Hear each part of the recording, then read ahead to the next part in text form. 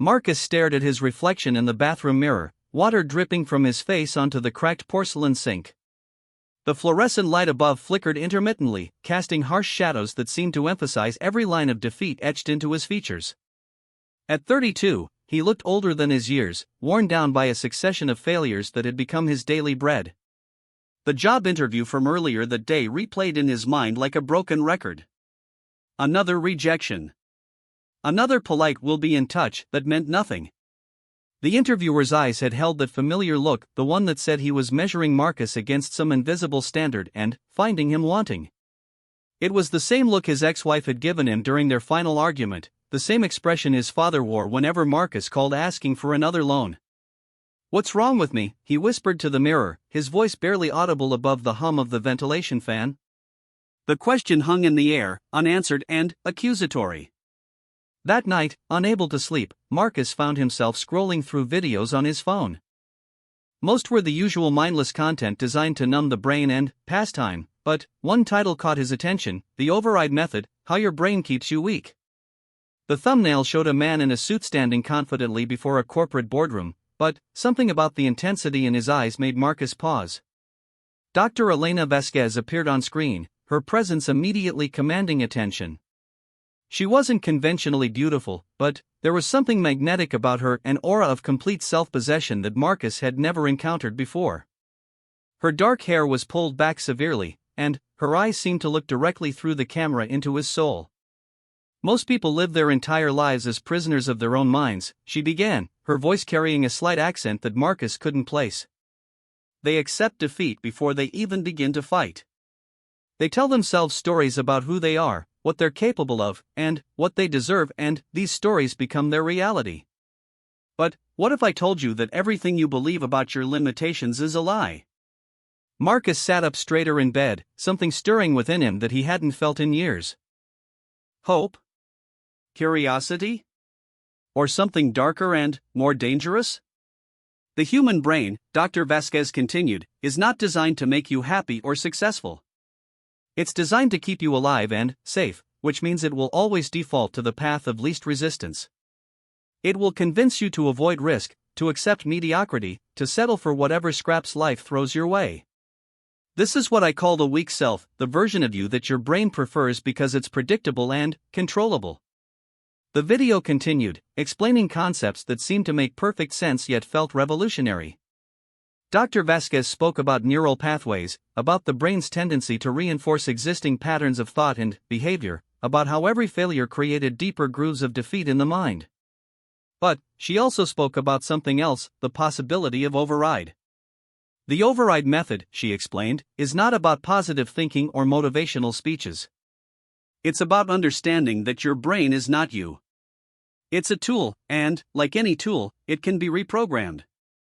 But this reprogramming requires something most people are unwilling to give: the complete destruction of who you think you are. Marcus felt a chill run down his spine. There was something in her tone that suggested this wasn't going to be a gentle self-help journey. This was something else entirely. The next morning, Marcus did something he hadn't done in months. He woke up before his alarm. The video had ended with an invitation to attend a seminar, and, despite having barely enough money for rent, he found himself purchasing a ticket. Something inside him, some part that had been dormant for so long he'd forgotten it existed, was awakening. The seminar was held in a nondescript office building downtown, nothing that would suggest the life-altering content within. Marcus arrived early, studying the other attendees. They were a diverse group, men and women of various ages, some dressed in expensive suits, others in casual clothes that had seen better days. What they shared was a common look in their eyes, desperation masked as determination. Dr. Vasquez entered the room with the same commanding presence he'd seen in the video, but, in person, her effect was even more pronounced. She moved with the fluid confidence of someone who had never doubted herself, never questioned her right to occupy any space she entered. Marcus found himself sitting straighter, unconsciously attempting to mirror her posture. "Look around this room," she began without preamble. "Everyone here is here for the same reason. You've tried everything else. Traditional therapy, self-help books, motivational seminars, meditation, exercise, positive affirmations, and yet here you are, still stuck in the same patterns, still living the same limited life. You're here because you're ready to admit a hard truth: the person you are right now isn't working. The words hit Marcus like a physical blow. They were true in a way that cut through all the comfortable lies he'd been telling himself. The override method is not therapy, Dr. Vasquez continued. Therapy assumes that your current self is worth saving, that with enough gentle coaxing and understanding, you can become a better version of who you already are. I'm here to tell you that's not enough. The weak self cannot be improved, it can only be destroyed. She walked to a whiteboard and drew a simple diagram: 2 circles, one labeled weak self and one labeled override self, with an arrow pointing from the first to the second. But, between them, she drew what looked like a graveyard. This is the path we'll be taking together. You cannot simply add new programming to an old operating system. The old system must be completely wiped clean. Every belief, every habit, every story you tell yourself about your limitations must be identified and eliminated. Only then can you install new programming. Marcus felt a mixture of excitement and terror. This wasn't what he'd expected when he'd watched that video. This felt dangerous, like standing at the edge of a cliff with someone offering to push you off while promising you'd learn to fly. Let me be clear about what this process involves, Dr. Vasquez said, her voice taking on an almost hypnotic quality. You will question everything you believe about yourself. You will face truths about your character that you've spent years avoiding. You will be forced to confront the gap between who you pretend to be and who you actually are. Many of you will want to quit. Some of you will quit. Those who remain will emerge as something entirely new. She began outlining what she called the dissolution phase, a systematic breaking down of the mental and emotional structures that had kept them trapped in mediocrity. It wasn't about building self-esteem, it was about recognizing that the self that needed esteem was the problem. Your weak self has a voice, she explained. It's the voice that tells you to hit the snooze button, to avoid difficult conversations, to settle for less than you want because wanting more feels too risky. This voice has been running your life, making your decisions, keeping you small and safe and irrelevant. Marcus recognized that voice immediately. It was the one that had convinced him not to ask for a promotion at his last job, not to start the business he dreamed about, not to fight harder for his marriage. It was the voice that whispered "you're not good enough" so convincingly that he'd stopped arguing with it. The first step in override, Dr. Vasquez continued, is learning to distinguish between your thoughts and you. Most people believe they are their thoughts, but thoughts are simply neurological events, electrical impulses firing in particular patterns. When you understand this, you can begin to observe your thoughts rather than being controlled by them. She introduced them to what she called thought monitoring, a practice that went far beyond simple mindfulness. Participants were instructed to carry notebooks and record every limiting thought that arose throughout the day, along with the circumstances that triggered it. But the twist was that they were to write these thoughts in the third person, as if observing someone else's mental patterns. Instead of "I'm not smart enough for this job," you would write, "The weak self is generating the thought that Marcus is not smart enough for this job," she explained. This creates psychological distance between you and the limiting belief. You begin to see these thoughts not as truth, but as programming that can be questioned and ultimately deleted. Marcus spent the next week in a state of hyper-awareness, documenting the constant stream of self-limiting thoughts that flowed through his mind. The exercise was both enlightening and disturbing. He began to see how much of his mental real estate was occupied by doubt, fear, and self-criticism. The weak self, as Dr. Vasquez called it, wasn't just occasionally pessimistic, it was a full-time saboteur. At the second session, Dr. Vasquez introduced the concept of reality testing. Participants were challenged to examine the evidence for and against their limiting beliefs, but with a twist that made Marcus uncomfortable. They were to actively seek out experiences that contradicted their self-imposed limitations. If you believe you're not good at public speaking, she explained, your assignment is to give 5 impromptu speeches to strangers this week. If you think you're unattractive, your homework is to ask out 5 people who you consider out of your league. We're not doing this to build confidence, we're doing this to gather data about the accuracy of your beliefs. Marcus's assignment was particularly brutal.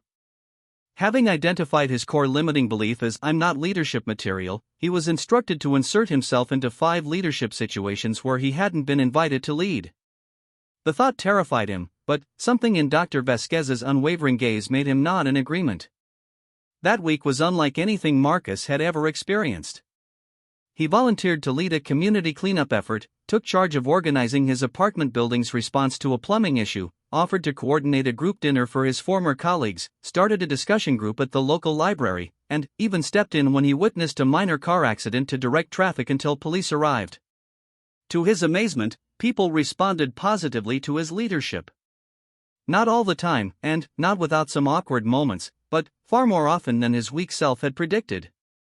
The voice that had spent years convincing him he wasn't leadership material began to sound less authoritative, more questionable.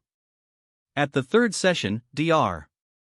Vasquez delved into what she called identity archaeology, the process of excavating and examining the origins of the weak self's beliefs and patterns. This wasn't traditional therapy focused on healing wounds, but rather a forensic investigation into how the current operating system had been installed. Every limiting belief has a source, she explained. Usually, it's an event or series of events that your young mind interpreted in a way that seemed to ensure survival or acceptance. The problem is that these interpretations were made by a child's brain using incomplete information, yet they continue to run your adult life. Marcus discovered that his deep-seated belief about not being leadership material traced back to a humiliating incident in elementary school when he'd volunteered to be class president and lost by a landslide. His 8-year-old mind had concluded that leadership meant public rejection and embarrassment. This single interpretation had shaped 30 years of avoiding situations where he might have to take charge. The child who created these beliefs was doing the best he could with limited information and cognitive capacity, Dr. Vasquez noted during their individual consultation. But you are no longer that child. The question is, are you willing to let a frightened 8-year-old continue making your life decisions? The process of identity archaeology was painful in ways Marcus hadn't anticipated. He uncovered belief after belief that had been formed during moments of childhood vulnerability and had calcified into unquestioned adult limitations. His fear of financial risk traced to his family's struggles during a recession when he was 10. His tendency to settle for less in relationships connected to watching his parents' unhappy marriage and concluding that love always involved sacrifice and compromise. But Dr. Vasquez wasn't interested in healing these wounds, she was interested in examining them with the cold objectivity of a scientist studying specimens. "We're not here to feel better about your past," she said. "We're here to see clearly how that past programmed your present limitations." By the 4th session, Marcus was beginning to feel unmoored from his familiar sense of self. The thoughts and beliefs he'd always identified with were revealed to be nothing more than old programming, running automatically without his conscious consent. But, rather than being disturbing, this realization was strangely liberating. Dr. Vasquez introduced the concept of the observer self, the part of consciousness that could watch thoughts arise and pass away without being controlled by them. This wasn't the same as the weak self trying to think positive thoughts, this was stepping entirely outside the system and watching it operate from a place of detached awareness. When you can observe your thoughts without believing them, you've achieved the first level of override, she explained. The weak self depends on you believing its stories about what's possible and what isn't. When you stop believing those stories, the weak self begins to starve. Marcus practiced this observer state throughout his days, watching his mind generate its familiar patterns of doubt and limitation, but no longer accepting them as truth. It was like watching a movie of his old life rather than living it. The thoughts still arose, but they no longer carried the emotional weight that had once made them so convincing. The 5th session introduced what Dr. Vasquez called strategic discomfort, deliberately placing oneself in situations that the weak self found threatening, not to build confidence, but to prove that survival didn't depend on the weak self's protective mechanisms. "Comfort is the enemy of override," she declared. "Every time you choose comfort over growth, you're strengthening the weak self's control over your life. The override self is forged in discomfort, in situations where the old programming doesn't work and new responses must be created." Marcus's strategic discomfort assignments pushed him further outside his familiar boundaries. He was instructed to negotiate his rent reduction, to ask for a meeting with a CEO whose company he wanted to work for, to give an impromptu speech at a networking event, and to have a difficult conversation with his ex-wife about unresolved issues. Each of these situations activated every alarm system in the weak self's arsenal. His heart raced, his palms sweated, his mind generated every possible reason why this was a terrible idea. But something new was emerging, a part of him that could observe these reactions with detached curiosity rather than being overwhelmed by them. To his surprise, most of these interactions went better than the weak self had predicted. He didn't get the rent reduction, but the process of negotiating revealed that he was far more persuasive than he'd believed. The CEO didn't offer him a job on the spot, but she did agree to a follow-up meeting and seemed impressed by his directness. The speech at the networking event was awkward, but several people approached him afterward with business cards and genuine interest. Most significantly, the conversation with his ex-wife provided closure that years of avoidance hadn't achieved. When he approached the interaction from his observer self rather than his weak self, he was able to speak honestly without defensiveness or blame, creating space for genuine resolution. Each time you act from a place beyond the weak self's programming, you're building new neural pathways, Dr. Vasquez explained during their 6th session. The brain is remarkably plastic, but it requires consistent, intentional input to create lasting change. You're literally rewiring yourself at the neurological level. Marcus could feel these changes happening in real time. Situations that had once triggered automatic responses of anxiety or avoidance now felt manageable. He wasn't becoming fearless, fear still arose, but his relationship to fear had fundamentally shifted. Instead of being a stop sign, fear had become information to be processed by his observer self. The 7th session introduced the concept of identity flexibility, the ability to consciously choose different aspects of self depending on what a situation required. This wasn't about being fake or manipulative, but about recognizing that the idea of a fixed, unchanging self was itself an illusion created by the weak self to maintain predictability. The weak self believes in consistency above all else, Dr. Vasquez explained. It would rather be consistently mediocre than risk being inconsistently excellent. The override self understands that identity is a tool to be used strategically, not a prison to be defended. Marcus learned to consciously access different aspects of his personality depending on what was needed. In leadership situations, he could step into the authoritative, decisive part of himself. In creative endeavors, he could access playfulness and spontaneity. In difficult conversations, he could embody calm clarity and emotional intelligence. This wasn't multiple personality disorder, it was conscious access to the full spectrum of human potential that the weak self had kept locked away in favor of a narrow, safe, predictable identity. By the 8th session, Marcus barely recognized the man who had started this process. Not because his external circumstances had dramatically changed, though they had begun to shift, but because his relationship to himself and his capabilities had been fundamentally altered. Dr. Vasquez introduced the final concept of the first phase, the death of the weak self. This wasn't metaphorical, she was describing an actual psychological death and rebirth process that participants would undergo in the coming weeks. The weak self will not give up control willingly, she warned. As you continue to act outside its programming, it will intensify its efforts to regain control. You may experience what feels like a psychological crisis. Old symptoms may return with increased intensity. You may find yourself desperately wanting to return to familiar patterns, even if those patterns made you miserable. She described this as extinction burst, the phenomenon where a behavior pattern becomes more intense just before it finally breaks down completely.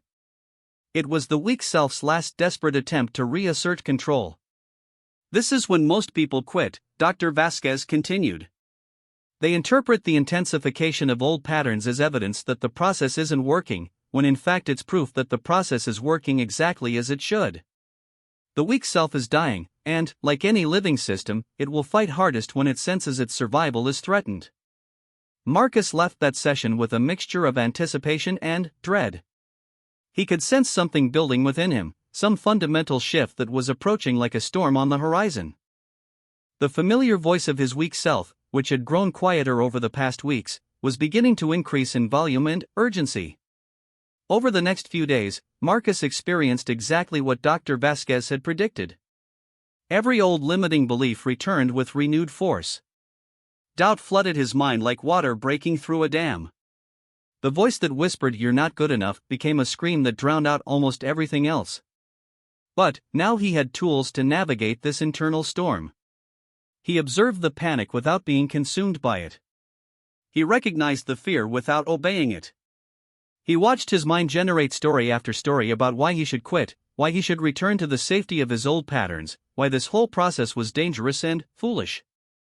And, for the first time in his adult life, Marcus chose not to listen.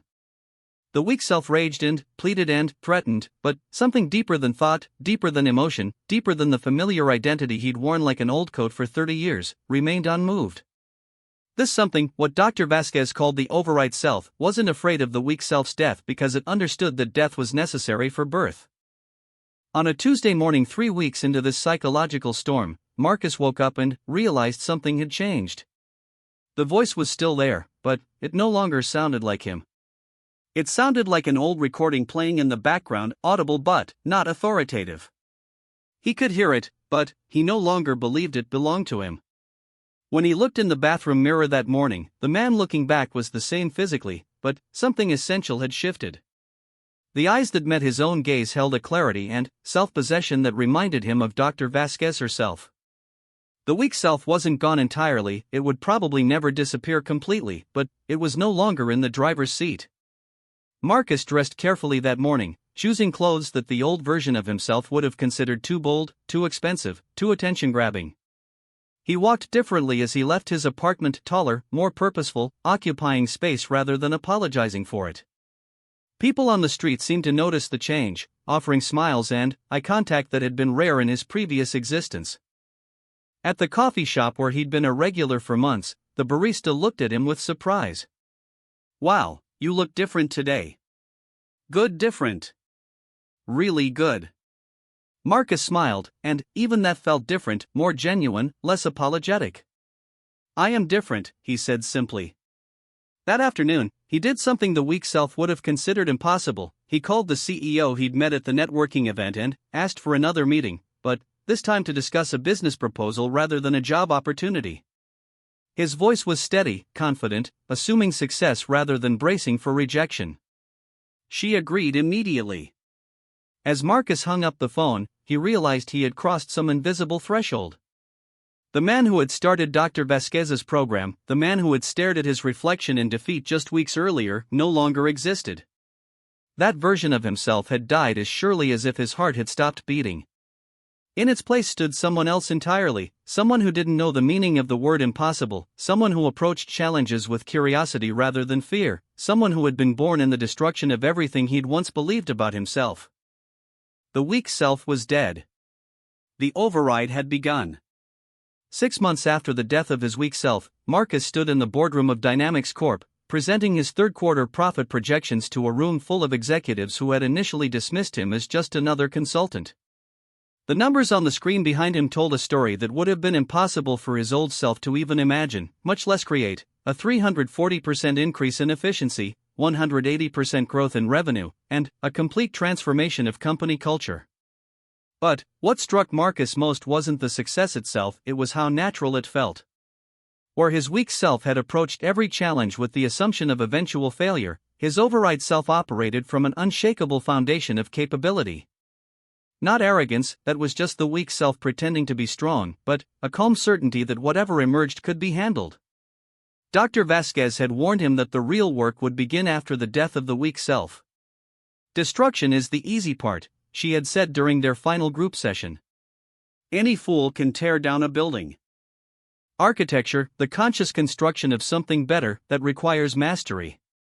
The months following his psychological rebirth had been a masterclass in what she called reality engineering, the systematic construction of external circumstances that matched the inner transformation.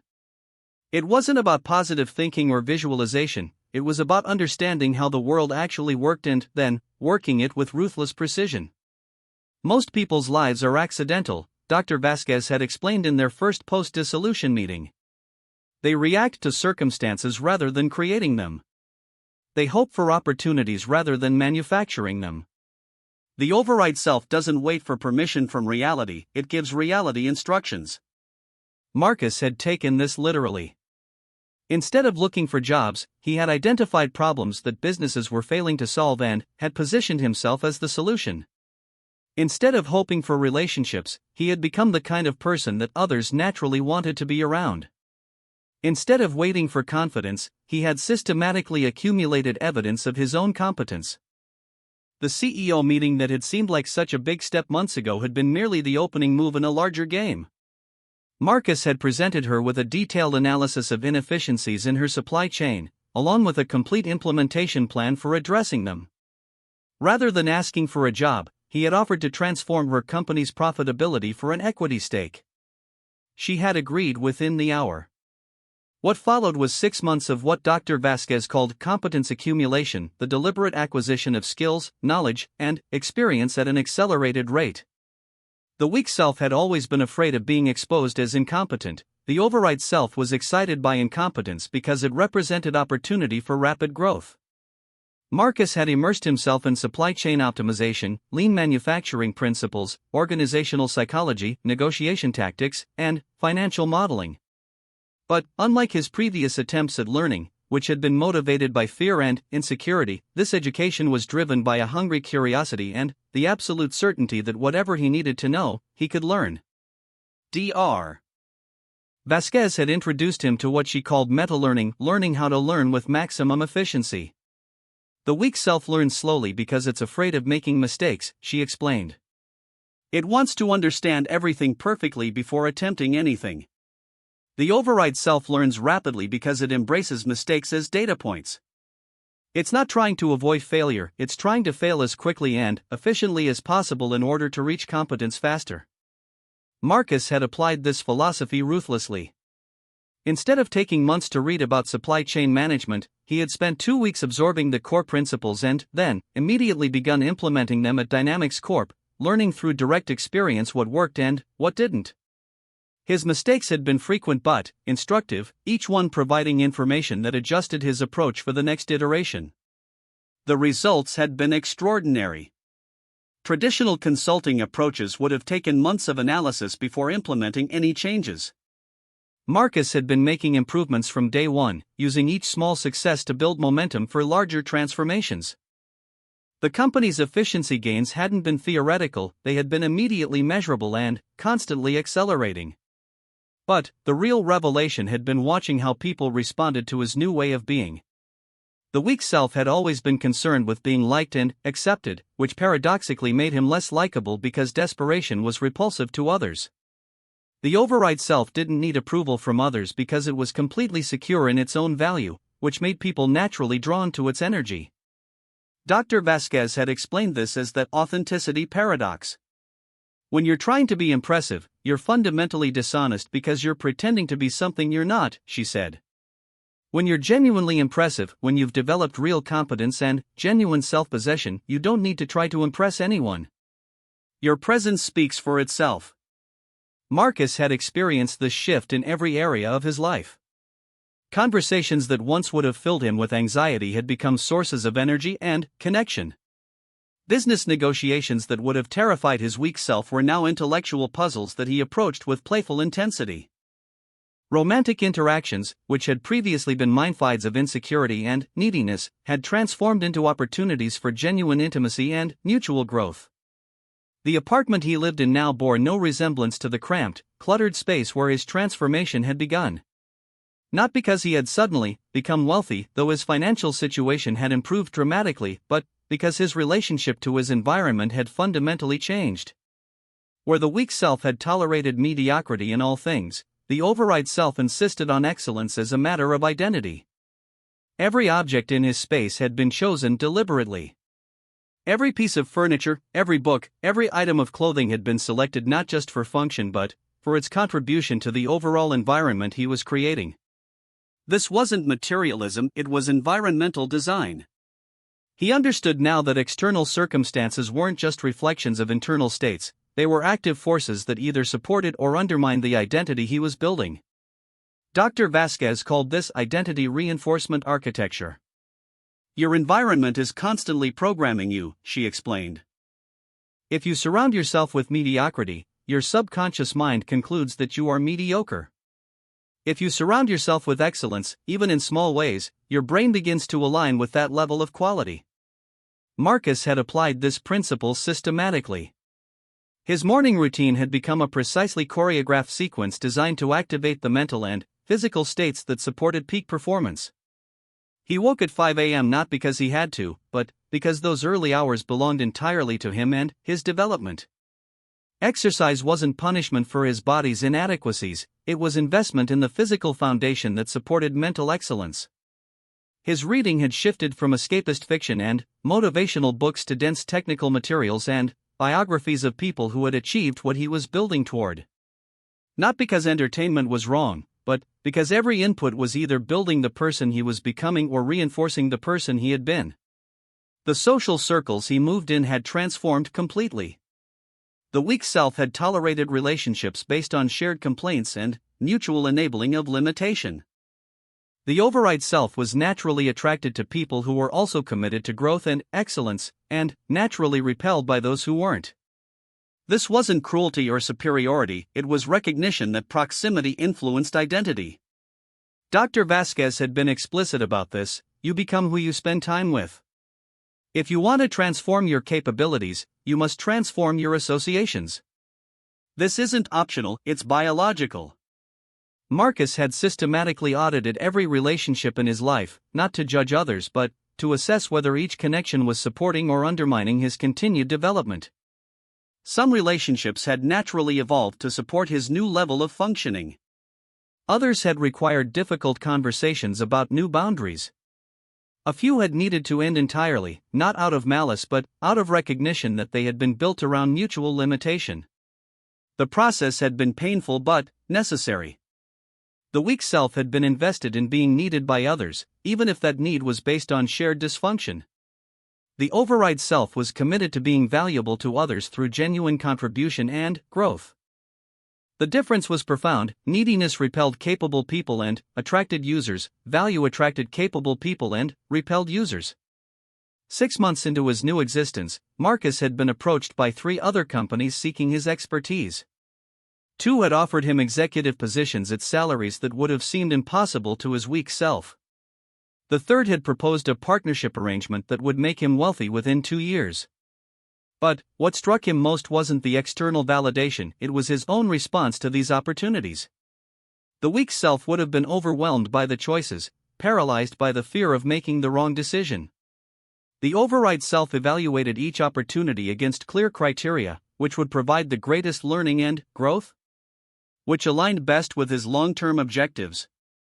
Which would position him for even greater opportunities in the future? He had chosen none of them. Instead, he had used the offers as leverage to negotiate an even better arrangement with Dynamics Corp, while simultaneously beginning work on his own venture that would make all the other opportunities seem small in comparison. Dr. Vasquez had prepared him for this kind of decision-making during what she called strategic thinking development. The weak self makes decisions based on immediate comfort and safety, she explained. The override self makes decisions based on long-term positioning and growth potential. This requires learning to think in time horizons that most people find uncomfortable. Marcus had learned to evaluate opportunities not just for what they would provide immediately, but for how they would position him 6 months, 2 years, 5 years in the future. Every decision became part of a larger strategy for building the life and career he wanted rather than just accepting whatever was offered. This kind of strategic thinking had extended into every area of his life. His romantic relationships were no longer based on emotional neediness or fear of being alone, but on genuine compatibility and mutual growth.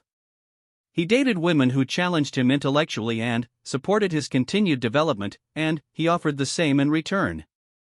Physical fitness wasn't about addressing insecurities or following the latest trends, but about building and maintaining the physical foundation that supported peak cognitive performance. His workouts were designed around functional strength, cardiovascular health, and energy optimization rather than just appearance. Even his leisure time had been transformed. Entertainment wasn't escape from reality but restoration for continued engagement with reality. He chose activities that either developed skills, expanded his network, or restored his mental and physical energy. Not because fun was forbidden, but because his definition of fun had evolved to align with his overall development. The transformation hadn't been without challenges. Dr. Vasquez had warned about what she called regression pressure, the tendency for old patterns to resurface during times of stress or uncertainty. The neural pathways of the weak self don't disappear completely, she explained. They become dormant, but they can reactivate if you're not vigilant about maintaining your new patterns. Marcus had experienced this during his third month of transformation. A particularly challenging project at Dynamics Corp had triggered familiar feelings of inadequacy and self-doubt. For several days, he had found himself falling back into old patterns of overthinking and anxiety. But the response had been different this time. Instead of being consumed by these feelings, he had observed them with the detachment he had developed during his dissolution phase. He recognized the resurgence of old programming and had systematically re-engaged the practices that supported his override state: intensive physical exercise, strategic discomfort exercises, and conscious competence building. The episode had lasted less than a week instead of the months or years that such setbacks had required in his previous life. More importantly, he had emerged from it stronger than before, with greater understanding of his own psychological architecture and more sophisticated tools for maintaining his chosen identity. Dr. Vasquez had used this experience to introduce what she called identity maintenance protocols. Transformation isn't a destination, it's a dynamic process that requires constant attention, she explained. The override self isn't something you become once and then maintain automatically. It's something you choose to be, moment by moment, decision by decision. Marcus had developed daily, weekly, and monthly practices designed to reinforce his override identity. Every morning included a review of his long-term objectives and immediate priorities. Every week included an assessment of his progress and adjustment of his strategies. Every month included a comprehensive evaluation of all areas of his life and realignment with his deepest values and goals. These weren't burdensome obligations but exciting opportunities to consciously design his existence rather than simply react to whatever happened to him. Each review session revealed new possibilities for optimization and growth, new challenges to embrace, new levels of capability to develop. The business venture he was developing had grown out of one of these review sessions. Marcus had realized that his transformation at Dynamics Corp wasn't just valuable to that company, it was a methodology that could be applied to any organization facing similar challenges. He was essentially building a system for organizational override, helping companies destroy their own weak selves and rebuild around more effective operating principles. The parallels between individual and organizational transformation had become clear through his work. Companies, like people, developed limiting beliefs and self-sabotaging patterns that kept them operating far below their potential. They created comfortable routines that felt safe but prevented growth. They made decisions based on fear rather than opportunity. They accepted mediocre performance because excellence felt too risky or demanding. Marcus's approach to organizational transformation mirrored Dr. Vasquez's approach to individual development. First, systematic identification of limiting patterns and beliefs. Second, strategic demolition of systems that supported those limitations. Third, construction of new structures and processes that supported higher levels of performance. The results at Dynamics Corp had been so dramatic that other companies were beginning to approach him directly, bypassing their usual consulting firms in favor of his more radical approach. Word was spreading through industry networks about the impossible transformation that had occurred at a company that had been struggling for years. But Marcus understood that his real value wasn't in the specific techniques he had learned, it was in the fundamental shift in his relationship to reality that allowed him to see possibilities that others couldn't perceive and to act on those possibilities with confidence that others couldn't muster. This was what Dr. Vasquez had meant when she talked about the override self being invincible. Not that it couldn't face challenges or setbacks, but that no external circumstance could touch its essential core of capability and self-possession. The weak self had been fragile because it depended on external validation and favorable circumstances. The override self was anti-fragile because it grew stronger through challenge and opposition. Marcus had tested this quality repeatedly over the past months, deliberately seeking out situations that would have overwhelmed his previous identity. Each challenge had indeed been difficult, but, instead of diminishing him, they had revealed new capacities and strengthened his confidence in his ability to handle whatever emerged. He had negotiated complex business deals with people who had decades more experience. He had given presentations to boards of directors at companies worth hundreds of millions of dollars. He had managed teams of people who initially doubted his competence. In every case, the outcome had been better than anyone had predicted, including himself. The secret wasn't that he had become superhuman, it was that he had learned to operate from his actual capabilities rather than his imagined limitations. The weak self had been constantly bracing for failure and, unconsciously sabotaging success to avoid the anxiety of vulnerability. The override self approached every situation as an opportunity to express its capabilities more fully. This shift in fundamental orientation had created what seemed like magic to outside observers. People who had known Marcus before his transformation often struggled to reconcile the person he had become with the person they remembered. The changes were so profound that it was almost like meeting a completely different individual who happened to share the same physical form. But Marcus knew there was no magic involved, only the systematic application of principles that Dr. Vasquez had taught him. The override method wasn't mystical or supernatural, it was applied psychology and neuroscience combined with philosophical clarity about the nature of identity and capability. As he stood in that boardroom, watching executives who had initially been skeptical now hanging on his every word, Marcus felt a deep gratitude for the woman who had shown him that his weak self had been nothing more than an elaborate illusion. He thought about the man who had stared at his reflection in defeat just months earlier, and felt something that might have been compassion for that frightened, limited version of himself. But he also felt something else, an excitement about what was still possible. If he could transform this completely in 6 months, what might be achievable in a year? In 5 years? In a lifetime of continued override? The weak self was dead, but the override self was just beginning to understand its potential. And that potential, Marcus was beginning to suspect, might be truly unlimited. 2 years had passed since Marcus first encountered Dr. Vasquez's override method, and 18 months since the death of his weak self. As he stood before the mirror in his penthouse apartment, preparing for what would be the most important presentation of his life, he saw reflected back a man who would have been unrecognizable to his former self, not just in appearance, though that had certainly changed, but in the fundamental quality of presence that emanated from him. The transformation had continued far beyond what even Dr. Vasquez had initially predicted. What had begun as individual psychological reconstruction had evolved into something larger, the systematic deconstruction and rebuilding of every aspect of his existence. Marcus had become not just successful, but influential. Not just competent, but transformational. Not just effective, but legendary. The business he had built from his insights at Dynamics Corp now employed over 300 people across 12 countries. What had started as organizational consulting had evolved into something more profound, cultural alchemy. Marcus didn't just improve companies, he fundamentally reimagined them from first principles, creating organizational structures that operated at levels of efficiency and innovation that competitors couldn't understand, much less replicate. But the real revolution had begun 6 months ago when Marcus realized that the override method itself needed to be transmitted to a wider audience. Not through books or seminars or motivational speaking, those approaches assumed people were ready for transformation when most were still unconsciously invested in their limitations. Instead, Marcus had begun developing what he called environmental override, the systematic creation of social and economic conditions that would naturally encourage individuals and organizations to abandon their weak selves in favor of higher functioning.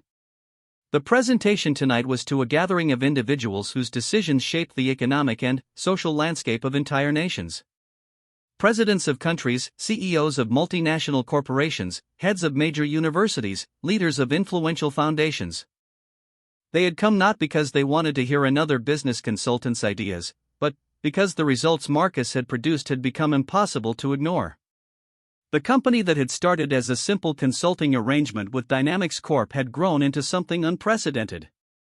Every organization Marcus touched didn't just improve incrementally, it transformed so completely that it began operating in an entirely different category. Productivity gains of 500 to 1,000% had become routine. Employee satisfaction scores that broke measurement scales.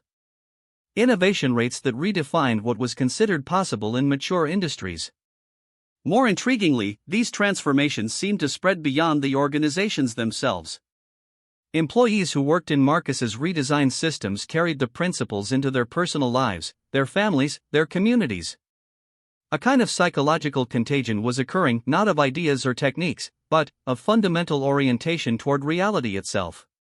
Dr. Vasquez had returned to work with Marcus 6 months ago when the scope of what he was achieving became clear. "What you've discovered," she told him during one of their strategy sessions, "is that the override method isn't just individual therapy, it's social technology. You're not just changing people, you're changing the conditions that create the people." The research they had conducted together over the past months had been extraordinary. By carefully documenting the psychological and behavioral changes that occurred in Marcus's redesigned organizations, they had identified the specific environmental factors that naturally encouraged override states versus weak self-reinforcement. Traditional organizational structures, they discovered, were optimized for weak self-maintenance. Hierarchical decision-making that discouraged individual initiative. Performance reviews that focused on avoiding mistakes rather than creating breakthroughs. Reward systems that prioritized compliance over innovation. Social dynamics that punished risk-taking and celebrated mediocrity disguised as team spirit. Marcus's organizations operated on completely different principles.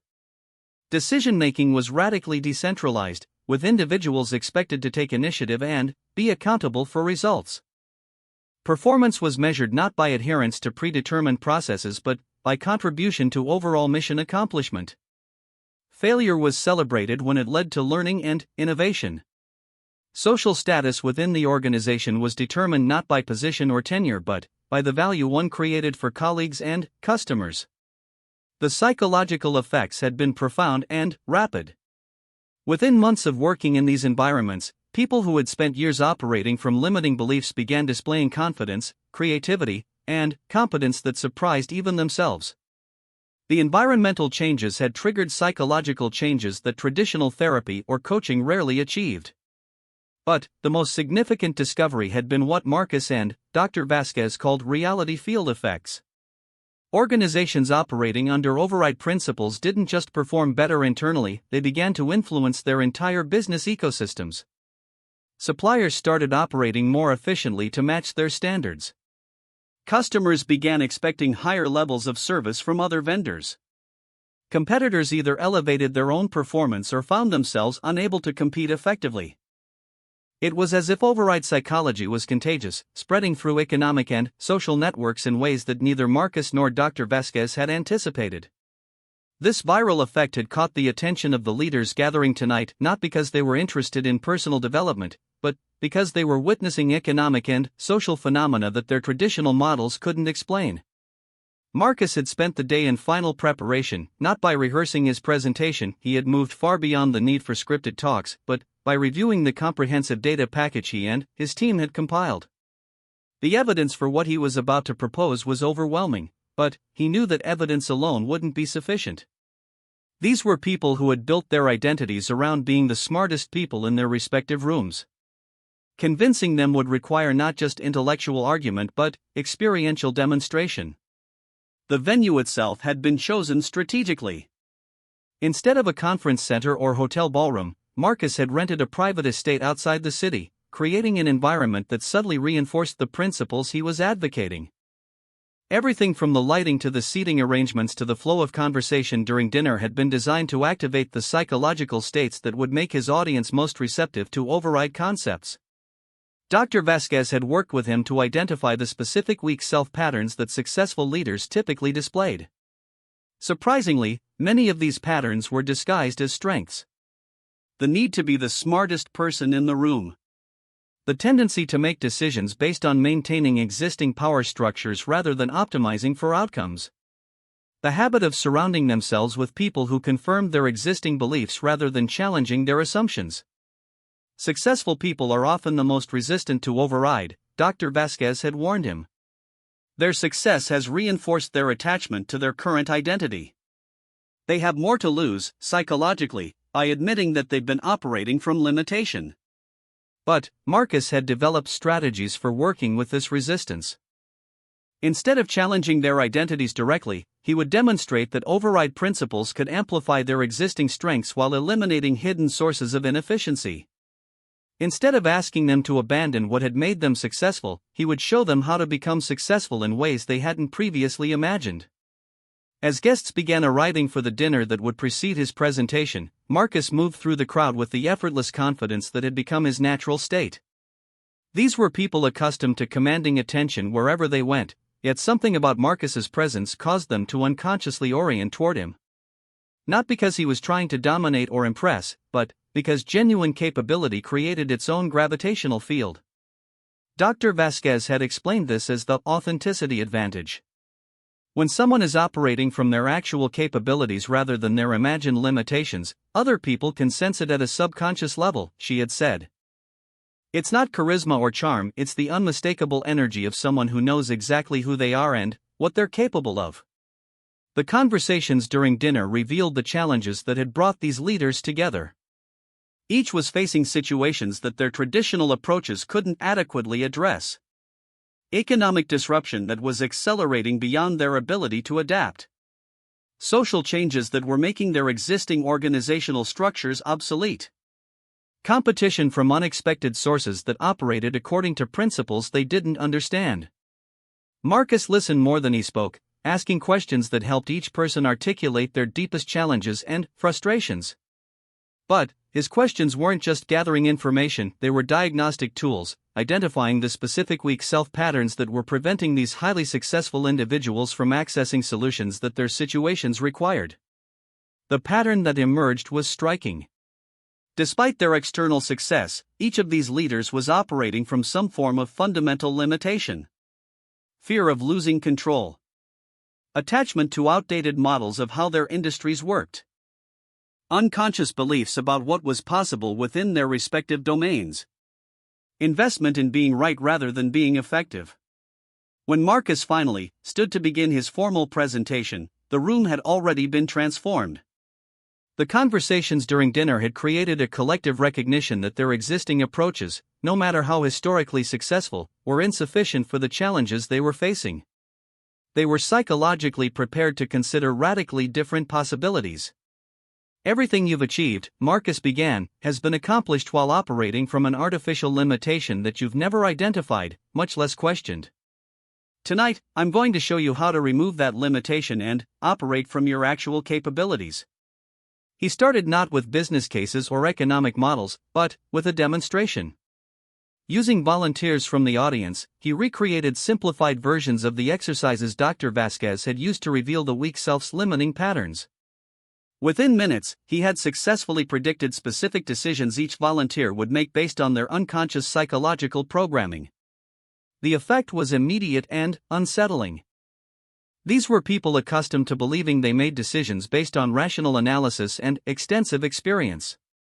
Discovering that their choices could be predicted based on psychological patterns they weren't aware of challenged their fundamental assumptions about their own competence and autonomy. What you've just experienced, Marcus continued, is how the weak self operates in all of us. It creates the illusion of rational decision-making while actually constraining our choices to a narrow range of familiar, safe options. The more successful you become operating this way, the more invested you become in defending these limitations as if they were strengths. He then shifted to the economic and organizational data his team had compiled. Company after company that had implemented override principles. The consistent patterns of transformation that emerged. The measurable improvements in every relevant metric. But, more than that, the viral effects that were beginning to reshape entire industry sectors. We're not talking about incremental improvement, Marcus explained. We're talking about categorical transformation. The organizations that understand and implement these principles aren't just performing better than their competitors, they're operating in a different reality altogether. The case studies he presented were carefully chosen to resonate with his specific audience. An automotive manufacturer that had revolutionized production efficiency by eliminating the psychological barriers that prevented workers from suggesting improvements. A pharmaceutical company that had accelerated drug development by restructuring their research teams around override principles. a technology firm that had achieved innovation rates that their competitors considered impossible. But the most compelling case study was Marcus's own journey. He presented a detailed timeline of his transformation, including the specific psychological barriers he had identified and eliminated, the environmental changes he had implemented to support his new operating principles, and the measurable results that had followed. 2 years ago, I was a failed middle manager living in a studio apartment and struggling to pay rent, he said with the calm objectivity that had replaced any shame about his previous limitations. The person standing before you tonight didn't exist then. That man's weak self had to die completely before this version could be born. The presentation continued for over 2 hours, but the audience remained completely engaged. Marcus was describing not just business strategies or leadership techniques, but a fundamental reconfiguration of human potential itself. He was proposing that individual and organizational limitation was largely voluntary, a result of unconscious psychological programming that could be identified and eliminated. The questions that followed revealed the depth of impact his presentation had achieved. These weren't requests for clarification or challenges to his methodology. They were strategic discussions about implementation.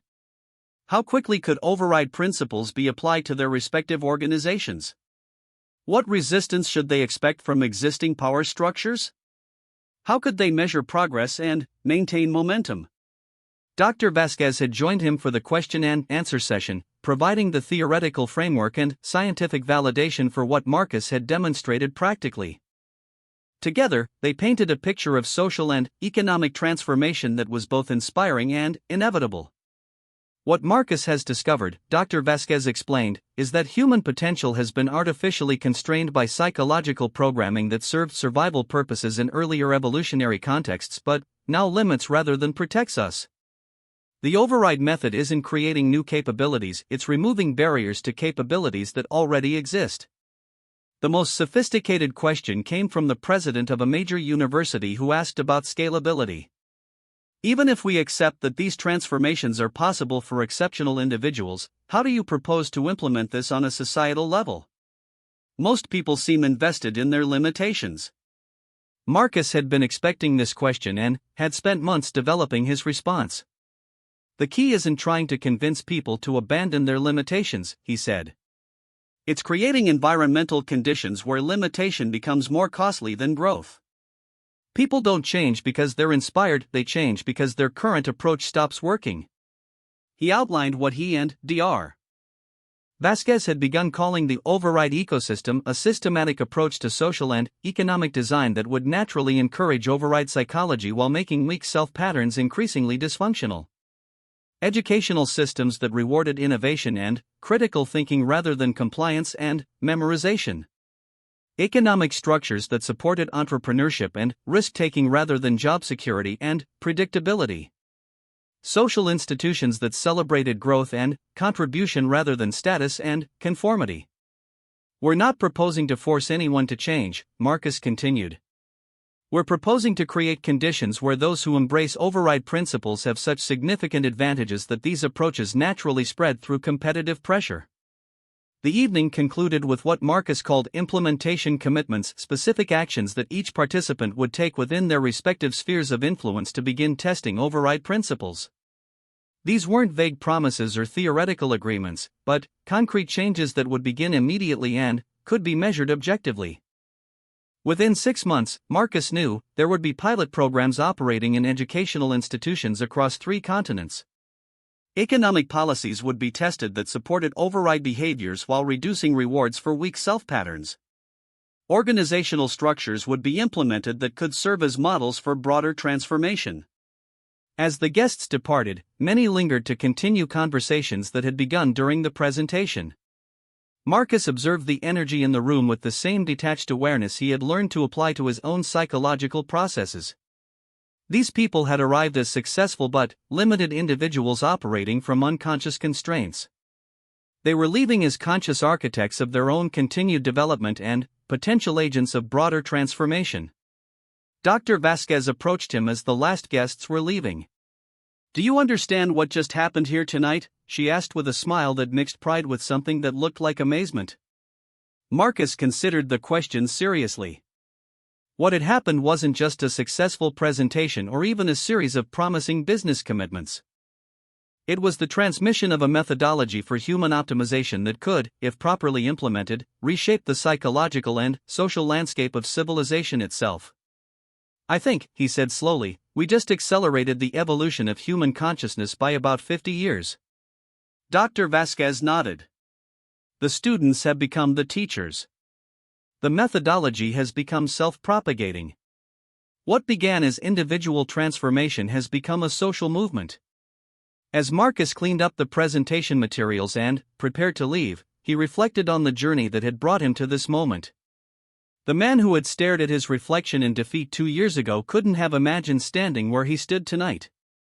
More than that man couldn't have imagined wanting to stand here, because his limitations had prevented him from even conceiving of this level of impact and influence. But the most profound realization was this: what he had accomplished was just the beginning. The override method had revealed capabilities he hadn't known he possessed, but it had also revealed an unlimited capacity for continued development. There was no ceiling to what was possible when limitation was recognized as optional. The weak self had operated from the assumption that human potential was fixed and largely predetermined. The override self had discovered that human potential was essentially limitless when freed from artificial psychological constraints. And tonight had demonstrated that this discovery could be transmitted to others, creating a cascade of transformation that could ultimately touch every aspect of human civilization. As Marcus drove home through the quiet city streets, he thought about the millions of people who were still trapped in limitations that felt absolute but were actually optional. People struggling with problems that seemed insurmountable but were actually solvable. Organizations operating at fractions of their potential because they didn't know that higher levels were accessible. The override method had begun as personal transformation, had evolved into organizational alchemy, and was now becoming social technology. Each level had revealed new possibilities that hadn't been visible from the previous level. Marcus wondered what would become visible from the level he was reaching toward next.